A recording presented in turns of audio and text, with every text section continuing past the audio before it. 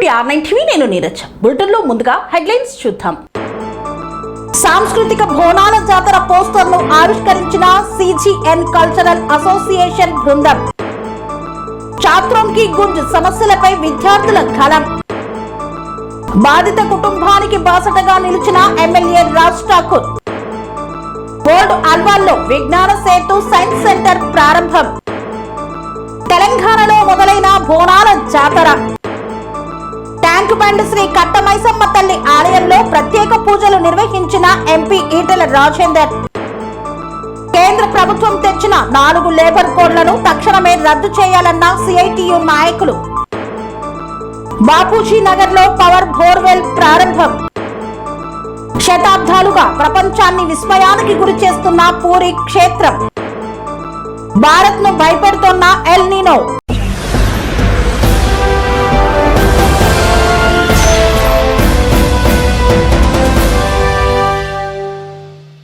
కోంపల్లిలో ఈ నెల 28న జరగబోయే సాంస్కృతిక బోనాల జాతర మహోత్సవ పోస్టర్ను ఆవిష్కరించిన CGN కల్చరల్ అసోసియేషన్ బృందం. తెలంగాణ ఆషాఢమాస బోనాల జాతర సాంప్రదాయాలను కనుల పండుగగా నిర్వహించాలని ఈ నెల 28న CGN కల్చరల్ అసోసియేషన్ ఆధ్వర్యంలో ఆర్గనైజర్ సందీప్ నేతృత్వంలో భారీ సాంస్కృతిక బోనాల జాతర నిర్వహించనున్నట్లు అసోసియేషన్ వ్యవస్థాపకుడు సందీప్ తెలిపారు. కోంపల్లిలోని AMR గార్డెన్స్ లో ఏర్పాటు చేసిన విలేకరుల సమావేశంలో ఆయన మాట్లాడుతూ తెలంగాణ సంస్కృతి సాంప్రదాయాలను భావి తరాలకు చేరవేయాలనే ఉద్దేశంతో ఈ కార్యక్రమాన్ని నిర్వహిస్తున్నామని చెప్పారు. బోనాల జాతర విశిష్టతను ప్రతిబింబించేలా సాంప్రదాయ బోనాలు, పోతురాజుల విన్యాసాలు, శివసత్తుల ప్రదర్శనలు, డప్పు వాయిద్యాలు, జానపద కళారూపాలు, సాంస్కృతిక ప్రదర్శనలను ఏర్పాటు చేస్తున్నామన్నారు. అలాగే తెలంగాణ రాష్ట్ర గొప్ప సాంస్కృతిక వారసత్వాన్ని ప్రతిబింబించే ఈ జాతరను కోంపల్లి పరిసర ప్రాంతాలలోని ప్రజలు, యువత, మహిళలు పెద్ద సంఖ్యలో పాల్గొని ఈ సాంస్కృతిక బోనాల జాతరను విజయవంతం చేయాలని విజ్ఞప్తి చేశారు. ఈ కార్యక్రమంలో నిర్వాహకులు సందీప్ తో పాటు హేమంత్, కార్తిక్, మహేష్, నందిని తదితరులు పాల్గొన్నారు. నేను మీ singer Sandeep, Srinidhi event CGN creations. ఈ నెల 28న జరుగుతున్నటువంటి తెలంగాణ ఆషాఢమాస బోనాల జాతర సందర్భంగా సాంస్కృతిక కార్యక్రమాలు అంటే ఒగ్గుడోళ్ళు కానీ, పోతరాజులు కానీ, శివసత్తుల విన్యాసాలు కానీ, పోతరాజుల విన్యాసాలతో పాటు వివిధ రకాల చిన్నరుల కూచిపూడి నృత్యాలతోటి, అమ్మవారి అలంకరణతోటి ఈ యొక్క AMR గార్డెన్ మొత్తం కూడా మొట్టమొదటగా ఆషాఢమాసం 2026 చక్కటి బోనాల పండుగను మనమందరం కలిసి ఇక్కడ AMR గార్డెన్లో చేసుకోవడానికి మీ అందరికీ సగర్వంగా ఆహ్వానం తెలుపుతున్నాను. మన ఆధ్వర్యంలో CGN కల్చరల్ అసోసియేషన్ కొంపల్లి వారి ఆధ్వర్యంలో నిర్వహిస్తున్నటువంటి ఏదైతే ఈ యొక్క సాంస్కృతిక కార్యక్రమంలో భాగంగా పనిచేస్తున్నటువంటి మా వింగ్ హేమంత్ కానీ, కార్తీక్, మహేష్, నందిని, చంద్రశేఖర్, మమత, తర్వాత సునీత, ఈ టీం అంతా కూడా ఒక యూనిట్గా ముందుకు వస్తున్నాం. కాబట్టి సహకరిస్తున్న అందరికి కూడా మరొకసారి ధన్యవాదాలు తెలియజేసుకుంటూ, ప్రతి ఒక్కరికి ఏదైతే మేము వాళ్ళ కోసం రిలీజ్ చేస్తున్నామో రిజిస్ట్రేషన్ చేసుకోవాల్సినటువంటి అవసరం ఉంటుంది. అందరికీ విచ్చేస్తుంటే అందరికీ కూడా ఇక్కడ మెడికల్ ఏర్పాటు కానీ, ఎమర్జెన్సీ ఏర్పాటు కానీ, భోజన సదుపాయాలు కానీ ఎలాంటి ఇబ్బందులు లేకుండా కళాకారులను కడుపులో పెట్టుకొని కాపాడుకునే విధంగా ఇక్కడ మేము సాంస్కృతికంగా మేము ముందుకు వస్తున్నాం. కాబట్టి ఈ నెల 28వ తేదీన జరుగుతున్నటువంటి ఈ యొక్క సాంస్కృతిక కార్యక్రమంలో ప్రతి ఒక్కరూ తమ తమ ప్రతిభను కనబరిచి మీ యొక్క ఖ్యాతిని చాటుకోవాల్సిందిగా కోరుకుంటూ, మొదటి బహుమతిగా, 2వ బహుమతిగా, 3వ బహుమతిగా విజేతలుగా ఈ యొక్క AMR గార్డెన్ నుంచి మీరు బయలుదేరాల్సినటువంటి అవసరం ఉంటుంది. కాబట్టి ప్రతి ఒక్కరూ కూడా దూరం నుంచి వచ్చే వారికి కూడా అన్ని రకాలుగా సదుపాయాలు ఇక్కడ ఏర్పాటు చేస్తున్నాం. అదేవిధంగా దూరం నుంచి వస్తున్నటువంటి వారికి కూడా మేము ఆర్థికంగా వాళ్ళకి బస్ ఛార్జీలు కూడా మేము ప్రొవైడ్ చేయడం జరుగుతుంది. అంతకంటే ముందు 27వ తేదీన వస్తున్నటువంటి ఎవరైతే దూరం నుంచి వస్తున్నటువంటి 27వ తేదీన వాళ్ళందరికీ కూడా ఇక్కడ AMR గార్డెన్లో అకామినేషన్తో పాటు ఫుడ్తో పాటు ఆ నైట్కి ఇక్కడ మంచి షెల్టర్ కూడా ఏర్పాటు చేయడం జరుగుతుంది. కాబట్టి కళాకారులను అందరూ గమనించండి. కళాకారుల ఐక్యతను కాపాడుకుంటూ, కళాకారుల యొక్క చాటింగ్ సాతుకుంటూ నిరుద్యోగ కళాకారులు ఎంతో మంది ఉన్నారు. కాబట్టి కళాకారులందరి కోసం ఇలాంటి వేదికలు మేము అందరం సిద్ధం చేస్తున్నాం. కాబట్టి మీ ప్రతిభను కనబరుచుకొని మా టీం అందరికీ మీ బ్లెస్సింగ్స్ ఇచ్చి అమ్మవారి ఆశీస్సులను అందరం పొందాలని కోరుకుంటూ సెలవు తీసుకుంటున్నాను. ధన్యవాదాలు. మాసం బోనాల జాతర, మరి తెలంగాణ సాంస్కృతిక కార్యక్రమాలు మరి ఎక్కడ లేని విధానంగా ఈరోజు కుబ్లాపూర్ కొంపల్లో నిర్వహిస్తున్నటువంటి మరి మామిళ్ళ సందీప్ ఆధ్వర్యంలో మరి ఎస్ఎం ఛానల్ మేనేజింగ్ డైరెక్టరు, మరి మంచి సింగరు, మరి బ్రదరు, మరి సందీప్ ఆధ్వర్యంలో మరి ఎక్కడ చూడనటువంటి మా కొంపల్లో నిర్వహిస్తున్నారు. దీనికి మరి ముఖ్య అతిథిగా కిన్నెర మొగలయ్య, మరి జడ్జిగా దర్భంజన్న గారు, అలాగే నిర్నాల కిషోరన్న గారు ఇచ్చేస్తారు. కాబట్టి ఇక్కడ ఉన్న అపర్ణ గారు ఇట్లా ఇచ్చేస్తారు. కాబట్టి ఇక్కడ ఉన్నటువంటి మరి తెలంగాణలో ఉన్నటువంటి కళాకారులు డప్పు, మరి కోలాటము, మరి ఒగ్గుడోలు, మరి చిందు యక్షగానము, మరి గతంలో ఉన్నటువంటి మన ముత్తాతలు ఉన్నటువంటి ఈ సంస్కృతిని మళ్ళీ బయటికి తీసుకురావాలని ఓ సంకల్పంతో ముందుకు నడుస్తున్నటువంటి సందీప్ ఈ నిర్వహిస్తున్నటువంటి ఈ కార్యక్రమానికి మనం అందరము ప్రతి ఒక్కరము సహకరించి దీన్ని జయప్రదం చేసి బహుమతులు, మరి మొదటి బహుమతి, మరి రెండవ బహుమతి, మరి మూడవ బహుమతి ఉన్నది. కాబట్టి దీనిలో మీకున్నటువంటి ప్రతిభను మరి చాటుకొని ఈ ప్రతిభావంతులై మరి ఇక్కడ ప్రైజులు గెలుచుకొని మన సంస్కృతిని, మీ ఆటను, మీ పాటను, మరి ఈ బోనాల అమ్మవారి ఆశీస్సులతో మరి ఇక్కడ కొంపల్లో మరి నిర్మిస్తారు. కాబట్టి మీరు అందరూ వచ్చి జయప్రదం చేయాల్సింది కోరుచు.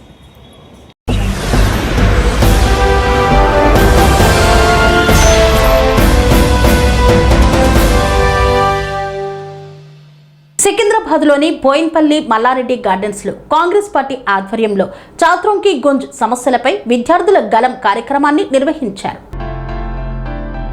సికింద్రాబాద్లోని బోయిన్పల్లి మల్లారెడ్డి గార్డెన్స్లో కాంగ్రెస్ పార్టీ ఆధ్వర్యంలో చాత్రోంకి గుంజ్ సమస్యలపై విద్యార్థుల గలం కార్యక్రమాన్ని నిర్వహించారు.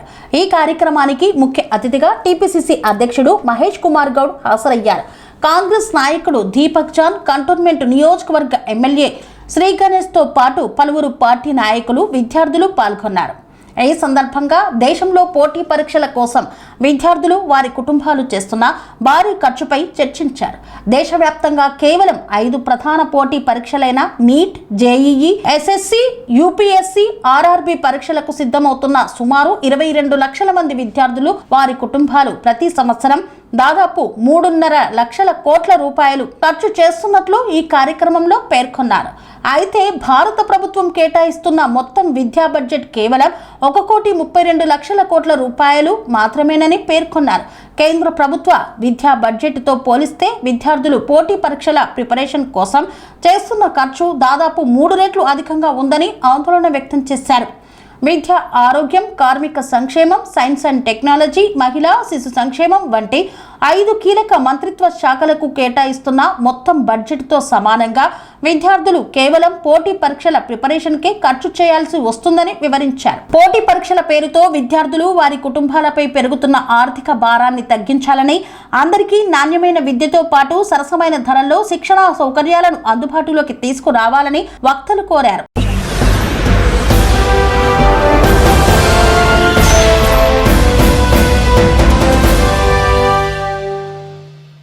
రామగుండం నియోజకవర్గ పరిధిలోని మోడల్ స్కూల్లో 8వ తరగతి చదువుతున్న విద్యార్థి సాత్విక్ క్రికెట్ ఆడుతూ బావిలో పడి మృతి చెందాడు. రామగుండం నియోజకవర్గ పరిధిలోని మోడల్ స్కూల్లో 8వ తరగతి చదువుతున్న విద్యార్థి కాసిపల్లె గ్రామానికి సంబంధించిన సాత్విక్ క్రికెట్ ఆడుతూ బావిలో పడి మృతి చెందడం అత్యంత బాధాకరమైన విషయం. ఈ నేపథ్యంలో బాధిత కుటుంబానికి అండగా నిలబడి మోడల్ స్కూల్ ముందు సుమారు 3 గంటల పాటు ధర్నా నిర్వహించి స్థానిక శాసనసభ్యులు ఎంఎస్ రాజ్ ఠాకూర్ దృష్టికి ఇట్టి విషయాన్ని కాంగ్రెస్ పార్టీ జిల్లా అధికార ప్రతినిధి ఓబీసీఎస్ జిల్లా అధ్యక్షులు పెండ్యాల మహేష్ తీసుకువెళ్లిన వెంటనే యుద్ధ ప్రతిపాదికన సంబంధిత రాష్ట్ర అధికారులతో మాట్లాడి ఈ విద్యార్థి మృతికి ప్రిన్సిపల్ మరియు పీఈటీల నిర్లక్ష్యాన్ని సీరియస్ గా పరిగణలోకి తీసుకుని వెంటనే వారిని సస్పెండ్ చేస్తూ ఉత్తర్వులు జారీ చేయించడమే కాకుండా సంఘటనా స్థలానికి ఆర్డీఓని, ఏసీపీని పంపించి బాధిత కుటుంబానికి అవుట్ సోర్సింగ్ ఉద్యోగంతో పాటు ప్రభుత్వ పరంగా రావాల్సిన నష్టపరిహారం ఇప్పించే బాధ్యత ఫోన్ ద్వారా మీడియా ముఖంగా శాసనసభ్యులు తెలియజేశారు. అనంతరం ఆర్డీఓ మాట్లాడుతూ ఎమ్మెల్యే, కలెక్టర్ ఆదేశాలతో బాధిత కుటుంబానికి తప్పకుండా అండగా ఉంటామని, అవుట్ సోర్సింగ్ ఉద్యోగంతో పాటు నష్టపరిహారం తప్పకుండా అందిస్తామని హామీ ఇచ్చారు. ఈ ధర్నా కార్యక్రమంలో కాంగ్రెస్ పార్టీ జిల్లా అధికార ప్రతినిధి, ఓబీసీ సెల్ జిల్లా అధ్యక్షులు పెండ్యాల మహేష్, 1వ division corporator, Congress party senior నాయకులు మడిపల్లి మల్లేష్, లవకుమార్, 23వ డివిజన్ కార్పొరేటర్ రాజిరెడ్డి తదితరులు పాల్గొన్నారు.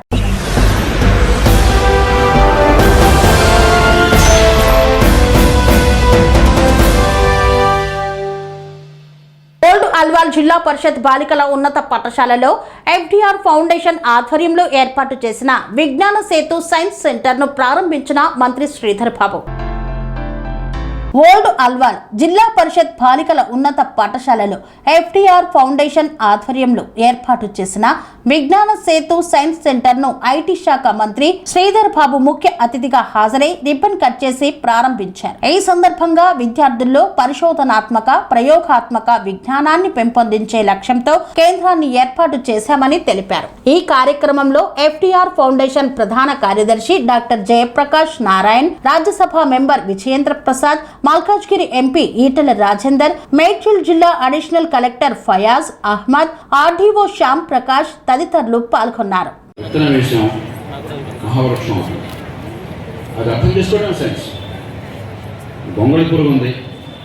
ఎలా నడుస్తుంది,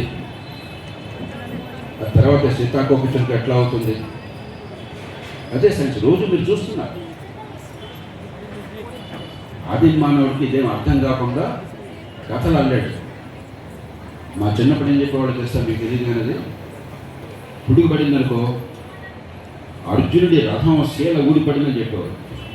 ఆయన రాశాడు a short history of nearly everything. అంటే విశ్వంలో ఉన్న ఏది తెలుసుకోవాలన్నా కూడా నక్షత్ర మండలాల దగ్గర నుంచి భూగోళం దాకా, భూమి లోపల ఉన్న దగ్గర నుంచి సముద్రం దాకా, జీవరాశుల దగ్గర నుంచి అన్ని విషయాలు కూడా ఆసక్తికరంగా రాశాడు ఈ రచయిత. వీళ్ళు ప్రశ్న అని చెప్పాను. నాకు ఎందుకు ఇదని చెప్పని అన్న తర్వాత పైకి వెళ్ళి మంత్రి గారు మిగతా పెద్దలు అంతా వెళ్ళి ఒక్కసారి సైన్స్ సెంటర్ను చూసి విజ్ఞాన సేతు ఎగ్జిబిషన్ కూడా చూసి కిందకు వచ్చాక పిల్లలతో చర్చ. ఎందుకంటే మీరు హీరోలు. ఇక పత్రికలకి సమాజానికి మా అందరి తరఫున కోరిక ఏమిటంటే, ఒక స్కూల్లో ఒక సైన్స్ ల్యాబొరేటరీనో లేకపోతే ఒక సైన్స్ సెంటర్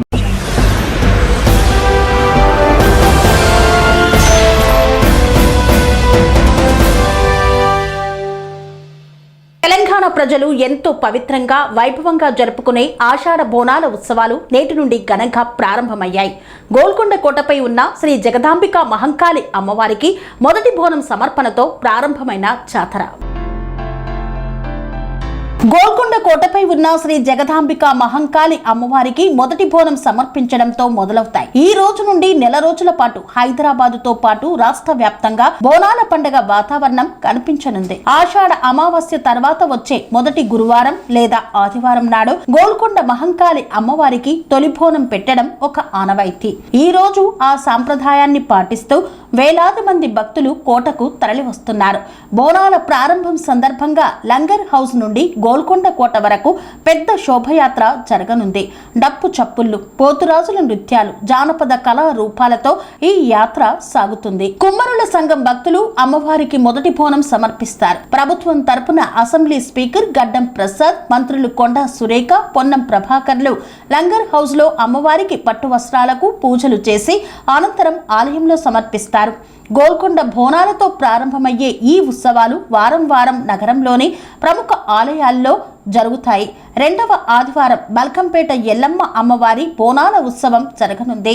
ఆ తర్వాతి మంగళవారం అమ్మవారికి ఘనంగా కళ్యాణోత్సవాన్ని నిర్వహిస్తారు.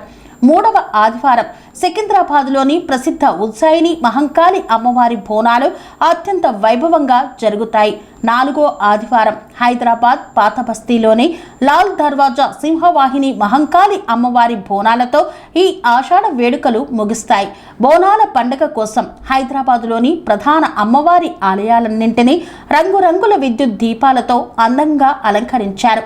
ఎండలు రద్దీని దృష్టిలో ఉంచుకొని భక్తులకు ఇబ్బంది లేకుండా త్రాగునీరు, ప్రత్యేక వైద్య శిబిరాలు ఏర్పాటు చేశారు. ట్రాఫిక్ సమస్యలు రాకుండా, ఎలాంటి అవాంఛనీయ ఘటనలు జరగకుండా పోలీసులు భారీ బందోబస్తుతో పటిష్టమైన భద్రతను ఏర్పాటు చేశారు.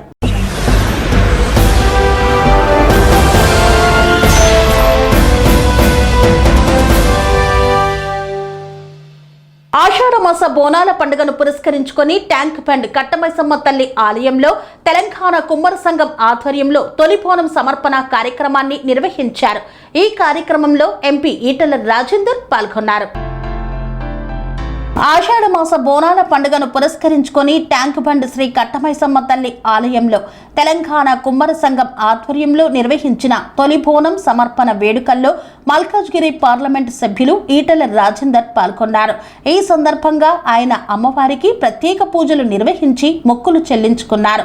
అనంతరం ఈటెల రాజేందర్ మీడియాతో మాట్లాడుతూ తెలంగాణ సంస్కృతిలో కుమ్మర జాతికి ఉన్న విశిష్టతను కొనియాడారు. వందల సంవత్సరాలుగా బోనాల పండుగలో తొలి బోనం సమర్పించే గొప్ప సాంప్రదాయం కుమ్మరులకే దక్కుతుందని ఆయన పేర్కొన్నారు.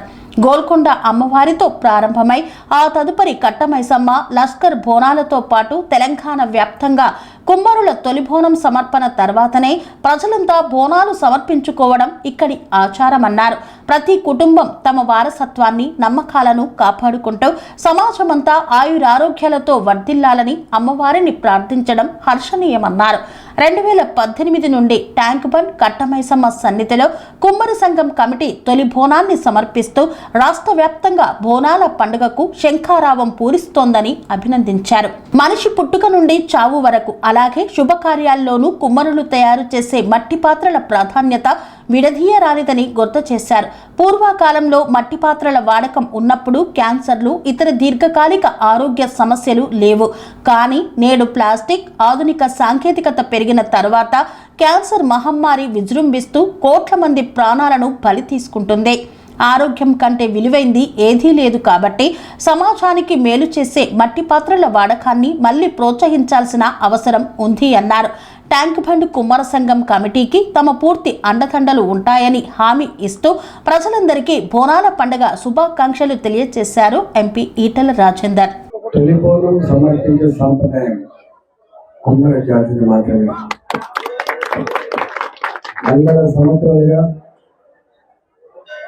బోనాలకి తొలి బోనం గోల్కొండ అమ్మవారైతే ఆ తదుపరి ఇక్కడ కట్టమైసమ్మ, లష్కర్ బోనాలు తెలంగాణ వ్యాప్తంగా బోనాలు సమర్పించుకొని కుమ్మరుల తొలి బోనం తర్వాతనే ప్రజలందరూ కూడా బోనాలు సమర్పించుకునే గొప్ప సాంప్రదాయం తెలంగాణలో ఉంది. ప్రతి కుటుంబం వారసత్వంగా మన విశ్వాసాన్ని, మన నమ్మకాన్ని కాపాడమే కాకుండా మనం మాత్రమే కాదు సమాజం అంతా చల్లగా ఉండాలని చెప్పి మొక్కులు చెల్లించడం కూడా ఇక్కడే.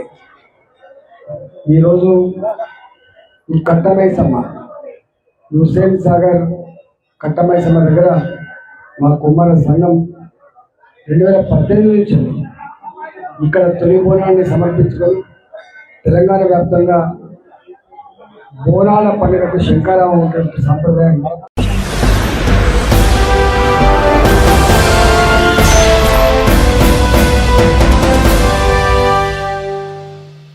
కేంద్ర ప్రభుత్వం తీసుకువచ్చిన 4 లేబర్ కోడ్లను తక్షణమే రద్దు చేయాలని డిమాండ్ చేసిన సిఐటియు నాయకులు. తిరుపతి జిల్లా చంద్రగిరి నియోజకవర్గం పాకాల మండలం పాకాల పంచాయతీ కార్యాలయంలో గురువారం కార్మికులతో సిఐటియు నాయకులు సమావేశం నిర్వహించారు.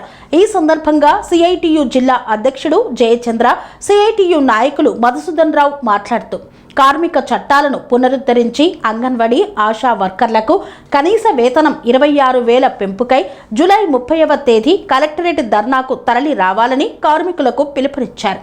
ప్రభుత్వ సంస్థలను ప్రైవేటు పరం చేస్తుందని పేర్కొన్నారు. కేంద్ర రాష్ట్ర ప్రభుత్వాలు ప్రజలకు, కార్మికులకు, ఉద్యోగులకు అనుకూలంగా వ్యవహరించాలని తెలిపారు.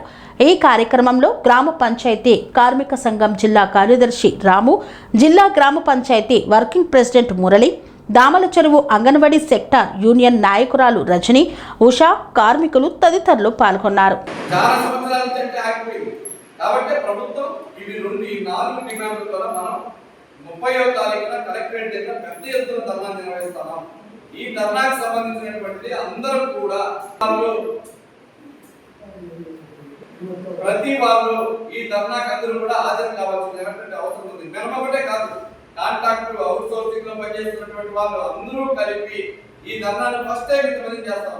అదేవిధంగా 31వ తేదీన అంగన్వాడీలు, ఆశాలు, మధ్యాహ్నం భోజనం పనిచేసి అంగన్వాడీ వర్కర్స్ అంతా కూడా మననే ఒక పెద్ద స్ట్రైక్ చేశాం. స్ట్రైక్ చేస్తే దాదాపు 4,000 మంది పైకి తీసుకొచ్చిన కలెక్టర్ ఆఫీస్ కదా, వాళ్ళు కూడా జీతం పెట్టారు. మన సిఐటి యూనియన్ పెట్టిన తర్వాత 70 రూపాయలతో జీతం ప్రారంభమైంది. ఈరోజు 11,050 రూపాయలు జీతం పెరిగింది. మనం కూడా పంచాయతీ వర్కర్స్ యూనియన్ పెట్టక ముందు మన జీతం ఎంత 200, 500, 1000 రూపాయలు, 1200 ఇట్లా జీతం ఉంది. ఇప్పుడు మినిమం 10,000 రూపాయల పైన 6,000 నుంచి 8,000 నుంచి 10,000 రూపాయల పైన తీసుకున్నటువంటి వాళ్ళు ఉన్నారు. ఇప్పుడు పంప్ ఆపరేటర్ ఉన్న రామనాథ్ 25,000 రూపాయల పైన తీసుకున్నటువంటి పరిస్థితి ఉంది. ఇట్లా రకరకాలైనటువంటిది ఉంది. దీనికి సిఐటి ఒక పెద్ద పోరాటాన్ని నాందివలుపుతా ఉంది. దానికోసం ఒక పెద్ద పోరాటం జరగబోతా ఉంది. కాబట్టి మనం భవిష్యత్తులో అందరం కూడా కలిసికట్టుగా ఐక్యంగా మనం ఉద్యమం చేస్తేనే ఈ జీతాలు పెరగడానికి కావాల్సినటువంటి అవకాశం ఉంది.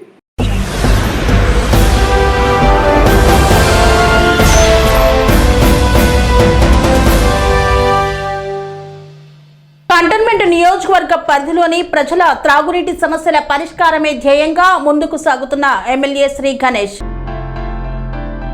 కంటోన్మెంట్ నియోజకవర్గ పరిధిలోని ప్రజల త్రాగునీటి సమస్యల పరిష్కారమే ధ్యేయంగా స్థానిక శాసనసభ్యులు శ్రీ గణేష్ ప్రత్యేక చొరవ తీసుకుంటున్నారు. ఇందుకోసం ప్రత్యేక అభివృద్ధి నిధుల కింద మంజూరైన నిధులతో బోయిన్పల్లిలోని వార్డు 1 బాపూజీ నగర్ లో ఏర్పాటు చేస్తున్న పవర్ బోర్వెల్ ఏర్పాటును వార్డు 1 బాపూజీ నగర్ కాంగ్రెస్ పార్టీ అధ్యక్షులు మారుతి గౌడ్, వార్డు 1 కాంగ్రెస్ పార్టీ మహిళా అధ్యక్షురాలు గోమతే, కంటోన్మెంట్ కాంగ్రెస్ పార్టీ నాయకులతో కలిసి కొబ్బరికాయ కొట్టి ప్రారంభించారు.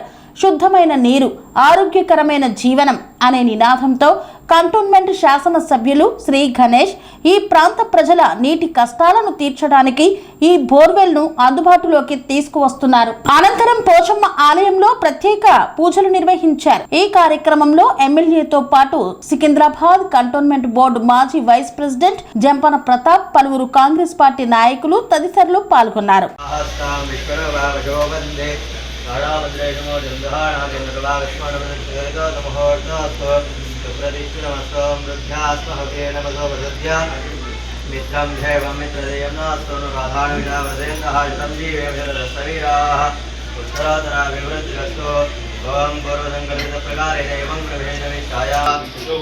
शिवगोत्रोद्भवस्य श्री गणेश नामधेयस्य गणेशा नामधेयस्य ग्रहाणामानुकूल्यतार्थं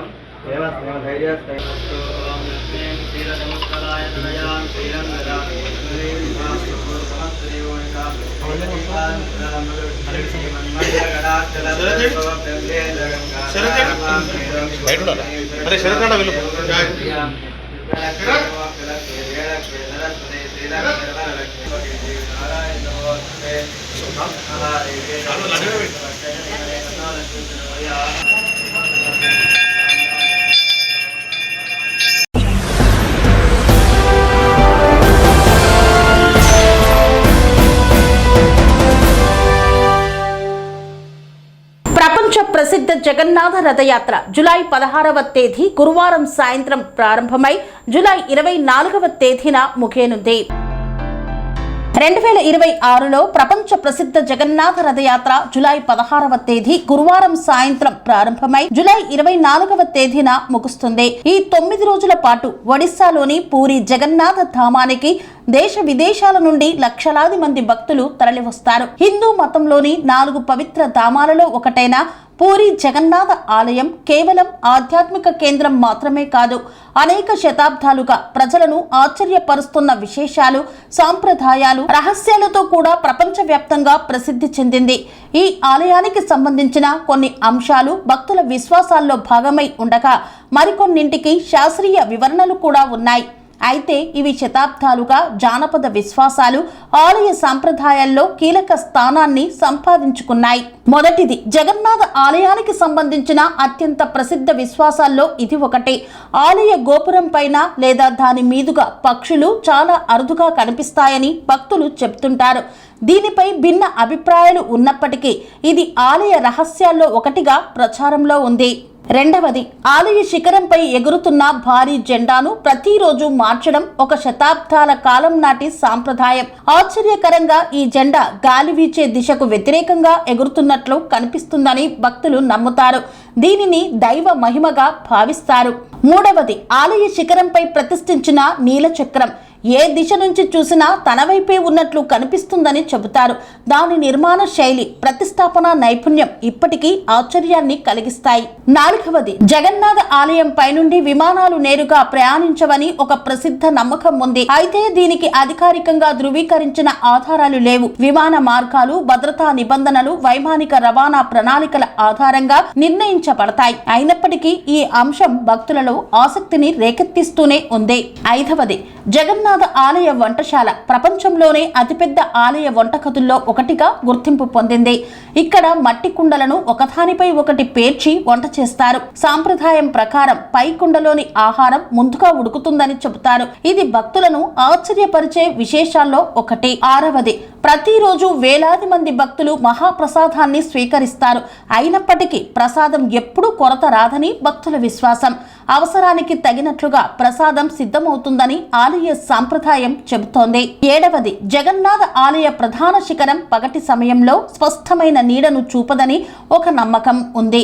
దీనిపై శాస్త్రీయంగా భిన్నమైన అభిప్రాయాలు ఉన్నప్పటికీ ఇది ఆలయ రహస్యాల్లో ఒకటిగా తరచూ ప్రస్తావించబడుతోంది. 8వది, దాదాపు 200 అడుగుల ఎత్తైన గోపురాన్ని సేవకులు ఎలాంటి ఆధునిక భద్రతా పరికరాలు లేకుండా అధిరోహించి ప్రతిరోజు జెండాను మారుస్తారు. ఈ సేవను అత్యంత పవిత్రమైన కైంకర్యంగా భావిస్తారు. శతాబ్దాలుగా ఈ సాంప్రదాయం నిరంతరంగా కొనసాగుతుంది. 9వది, జగన్నాథుడు, బలభద్రుడు, సుభద్ర అమ్మవారి విగ్రహాలు రాతి లేదా లోహంతో కాకుండా పవిత్రమైన వేప చెక్కతో తయారు చేయబడతాయి. ప్రతి 12 నుండి 19 సంవత్సరాలకు ఒకసారి అధిక ఆషాఢ మాసం వచ్చినప్పుడు నవకలేవర ఉత్సవంలో కొత్త విగ్రహాలను ప్రతిష్ఠిస్తారు. ఈ ప్రక్రియ అత్యంత పవిత్రంగా కఠినమైన ఆగమ నియమాల ప్రకారం నిర్వహించబడుతోంది. 10వది, నవకలేవర సందర్భంగా పాత విగ్రహాల నుండి కొత్త విగ్రహాలను బ్రహ్మతత్వం బదిలీ చేసే ఆచారం అత్యంత రహస్యంగా నిర్వహించబడుతోంది. ఈ సమయంలో ఆలయ తలుపులు మూసివేసి పూర్తి స్థాయి గోప్యత పాటిస్తారు. ఈ ప్రక్రియను చూడటానికి లేదా దాని వివరాలను తెలుసుకోవడానికి ఎవరికీ అనుమతి ఉండదు. జగన్నాథ ఆలయానికి సంబంధించిన అత్యంత పవిత్రమైన రహస్యమైన సాంప్రదాయంగా దీనిని భావిస్తారు.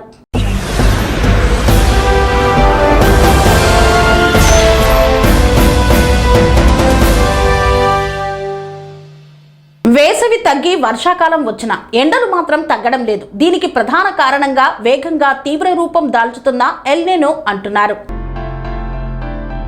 రోజు రోజుకు తీవ్ర రూపం దాల్చుతున్న ఎల్ నీనో ప్రపంచవ్యాప్తంగా వాతావరణ శాస్త్రవేత్తలను తీవ్ర ఆందోళనకు గురి చేస్తోంది. ఇది మునుపెన్నడూ లేని విధంగా చరిత్రలోనే అత్యంత బలమైన వాతావరణ మార్పులలో ఒకటిగా నిలవనున్నట్లు అమెరికాకు చెందిన నేషనల్ ఓషియానిక్ అండ్ అట్మాస్ఫియారిక్ అడ్మినిస్ట్రేషన్ ధృవీకరించింది. ఈ ఏడాది చివరి నాటికి ఇది మరింత బలపడి ఉత్తరార్ధగోళ శీతాకాలంలో గరిష్ట స్థాయికి చేరుకోవచ్చని అంచనా వేస్తున్నారు. వాతావరణ శాస్త్రవేత్త జీ హౌస్ ఫాదర్ 14 రకాల వాతావరణ నమూనాల నుండి సేకరించిన 667 అంచనాల విశ్లేషణ ప్రకారం ప్రస్తుతం పొంచి ఉన్న ఈ ఎల్ నినో గతంలో కంటే ఎక్కువ వినాశనాన్ని సృష్టించవచ్చని అంచనా వేస్తున్నారు. అంటే 1982, 83, 1997, 98, 2015, 2016 నాటి రికార్డులను కూడా ఇది అధిగమించే అవకాశం ఉందని తెలిపారు. 2015, 2016లో గరిష్టంగా 2.75 డిగ్రీల ఉష్ణోగ్రత వ్యత్యాసం నమోదు కాగా ఈసారి ఏకంగా 3.6 డిగ్రీల వరకు పెరగవచ్చని అంచనా వేస్తున్నారు. NOAA డేటా ప్రకారం జూలై 13 నాటికే పసిఫిక్ మహాసముద్రంలోని నీనో 3.4 ప్రైమ్ ప్రాంతంలో ఉష్ణోగ్రత వ్యత్యాసం 2.2 డిగ్రీలకు చేరింది. 1982 నుండి ఉపగ్రహ రికార్డులను పరిశీలిస్తే ఒక క్యాలెండర్ ఏడాదిలో ఇంత ముందుగానే ఈ స్థాయి వేడి నమోదు కావడం ఇదే మొదటిసారని నివేదికలు చెబుతున్నాయి. ఈ స్థాయిలో వేడెక్కడం అనే రాబోయే రోజుల్లో ప్రపంచ వ్యాప్తంగా తీవ్రమైన వడగాలులు, వరదలు, కరువు పరిస్థితులు ఏర్పడడానికి సూచనలు కావచ్చని నివేదికలు అంచనా వేస్తున్నాయి. భారత వాతావరణ శాఖ అంచనాల ప్రకారం ఈ ఏడాది నైరుతి రుతుపవనాల వర్షపాతం దీర్ఘకాల సగటులో కేవలం 90% మాత్రమే ఉండే అవకాశం ఉంది. సాధారణంగా ఎల్ నినో ప్రభావాన్ని తగ్గించి హిందూ మహాసముద్రం ద్విరూపం ఈసారి తటస్థంగా ఉంది. అంటే ఎల్ నినో సృష్టిస్తున్న నష్టాన్ని అడ్డుకునే ఎలాంటి సహజ పరిహార యంత్రాంగం ప్రస్తుతం మనకు అనుకూలంగా లేదని తెలిపింది. ఈ కారణంగా గత జూన్ నెలలో వర్షపాతం సాధారణం కంటే 40% తక్కువగా నమోదైందని, గత 26 ఏళ్లలో ఇది దేశంలోనే 5వ అత్యంత తక్కువ వర్షపాతం జూన్లోనే నమోదైనట్టు తెలుస్తోంది.